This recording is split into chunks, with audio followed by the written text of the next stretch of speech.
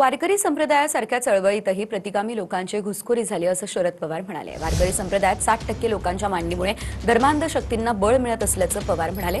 अखिल भारतीय साहित्य संमेलनानिमित्त प्रकाशित स्मरणिकेत शरद पवार यांनी हे भाष्य केलेलं आहे।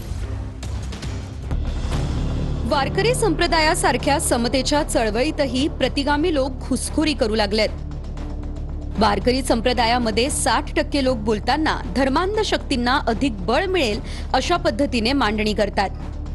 म्हणून आता आम्ही यादी करायला सुरुवात केली आहे। आता साधारण 40 लोक असे दिसतात की वारकरी संप्रदायांमध्ये कीर्तन प्रवचन यामधून पुरोगामी भूमिका मांडत असतात। त्यांची अत्यंत गरज आहे। दुर्दैवाने या प्रबोधनाच्या मार्गावर कुठे महिला दिसत नाही। महिलांची बदनामी करणारे, त्यांच्यावर टवाळ विनोद करणारे वाढत चाललेत। अशा विनोदांना हसणाऱ्या महिला प्रेक्षकात दिसतात। दुसरीकडे प्रतिगामी विचार मांडणाऱ्या महिला कीर्तनकारांची संख्या मात्र वाढताना दिसते, हे दुर्दैव आहे।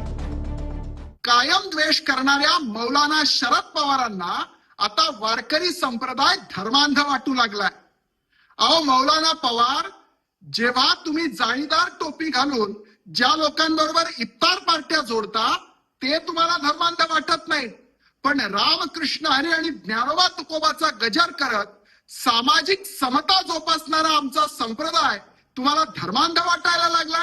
भारतीय जनता पार्टीने आणि आरएसएसने वारकरी संप्रदाय नासवण्यासाठी भारताच्या इतिहासात, महाराष्ट्राच्या इतिहासात कधी नव्हे ती राजकीय आघाडी सुरू केली आणि तुषार भोसले नावाचा एक भोंदू वारकरी त्याच्यामध्ये अध्यक्ष केलेला आहे। आज काही राजकीय लोक आणि राजकीय पक्ष व त्या राजकीय पक्षाला ताकद देणाऱ्या काही संघटना, त्या संघटनातली काही लोक जी प्रतिगामी विचाराची आहे ते मात्र वारकरी संप्रदाय व त्या परिसरामध्ये संक्रमण करत आहेत, हे आपल्या सगळ्यांना त्या ठिकाणी माहिती आहे। वारकरी संप्रदायावर सुद्धा हल्ला करणारे आणि लाठीचार्ज करणारे हेच ते त्या ठिकाणी लोक आहेत जे आज पवार साहेबांवर त्या ठिकाणी टीका करत आहेत। त्यामुळे पवार साहेबांनी जे काय त्या ठिकाणी बोललेलं आहे ही खरी वस्तुस्थिती आज आहे। मला आपल्याला विनंती करायची आहे की आपण या अर्बन नक्षल्यांच्या विरोधात भूमिका घेणार आहात का, आणि किती अर्बन नक्षल या चळवळीमध्ये घुसलेत याबद्दलची एकदा माहिती, आकडेवारी एखाद्या प्रकाशनाच्या निमित्ताने महाराष्ट्रासमोर ठेवा।